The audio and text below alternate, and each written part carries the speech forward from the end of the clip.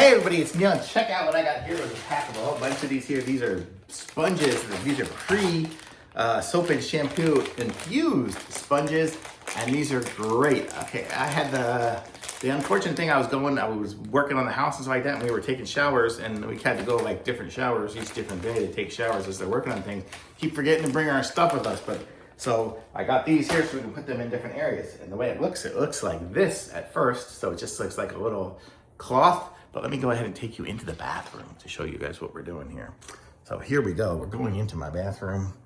And now we are here, and watch what happens when I start to use it. So here, you can see, it is just, look at all those suds. It's getting sudsy and thing there. So you can use this, and this would be good for travel or anything like that too. So we're going to Thailand, and I don't know if they're gonna have good shampoo or soap or anything like that in there, and I don't really feel like carrying my little 3-ounce things or whatever. I didn't do that. So look at this, I'm just going here, and it's just so much soap I have. This is gonna be soapy, super soapy. So you can bring your own these. I'll bring these for every day.